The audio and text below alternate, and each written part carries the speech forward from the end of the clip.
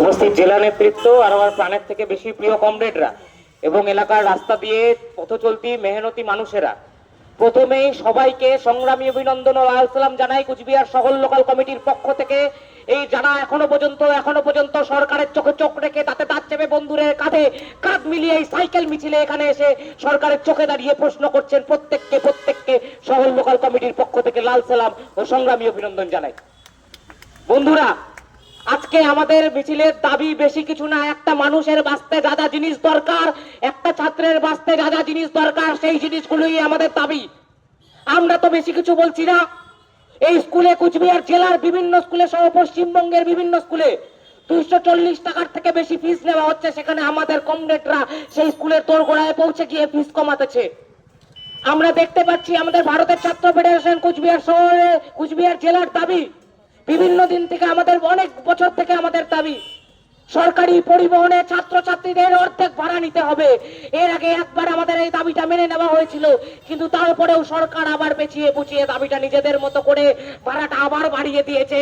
আমাদের তাই আবার করণীয়, পরের বার যখন আমরা রাস্তায় নামবো, পরের বার যখন আমরা সমবেত হব, ছাত্ররা যদি এনবিএসটিসিতে, ছাত্ররা যদি সরকারি পরিবহনে অর্ধেক ভাড়াতে না যেতে পারে, কুচবিহার জেলার ছাত্ররা বাসের চাকা বন্ধ করে দেবে, কাউকে সেই বাসে উঠতে দেবে না। আমরা এখান থেকে দাঁড়িয়ে আজকে শপথ গ্রহণ করছি। বন্ধুগণ, আমরা দেখতে পাচ্ছি একটা ছাত্রের প্রাইমারি থেকে মাস্টার ডিগ্রি অবধি পড়তে কতটা বছর সময় লাগে, কতটা টাকা পয়সা খরচ হয়। দিনকে দিন এই রাজ্য সরকারের মদতে এবং কেন্দ্র সরকারের মদতে জেলায়, রাজ্যে এবং দেশে স্কুলগুলির বেসরকারীকরণ করে দেওয়ার একটা প্রচেষ্টা চলছে এনইপির মাধ্যমে। আমরা দেখতে পাচ্ছি বাইরের গরিব ছাত্ররা পড়াশোনার সুযোগ আর পাচ্ছে না, যারা পাচ্ছে তাদের খুব কষ্ট করে পড়াশোনা করতে হচ্ছে। আমাদের ভারতের ছাত্র ফেডারেশনের দাবি, আজকের মিছিলের অন্যতম দাবি, আমরা মাস্টার্স অবধি চাই ছাত্রদের জন্য পড়াশোনা বিনামূল্যে করতে। আমরা মনে করি আমাদের এই দাবির সাথে আপনারা প্রত্যেকেই আমাদের এই দাবিকে সংহতি জানাবেন।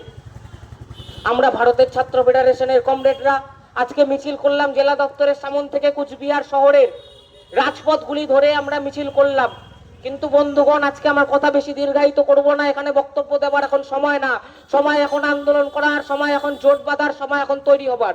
কিন্তু বন্ধুগণ, বক্তব্য শেষ করার আগে সবার কাছে একটা আমি কথা বলে রাখছি, সবাই মন দিয়ে শুনবেন। আপনারা চেষ্টা করবেন যদি মনে হয় নিজের ছেলেটাকে স্কুলে ঠিক করে পড়াশোনা করাবো, ভালো করে পড়াবো, নিজের ছেলেটার পড়াশোনার পরে একটা ভালো কাজ হবে, আমরা সেই দাবি মানবো, তাহলে বন্ধুগণ আমাদের চেষ্টা করতে হবে ভারতের ছাত্র ফেডারেশনের মিছিলটাকে লম্বা করার। ভারতের ছাত্র ফেডারেশনের মিছিলটা যত লম্বা হবে, আপনার ছাত্রের স্কুলের ফিসটা তত কমবে। ভারতের ছাত্র ফেডারেশনের মিছিলটা যত লম্বা হবে, আপনার ছেলেটার কাজের তত সুবিধা হবে।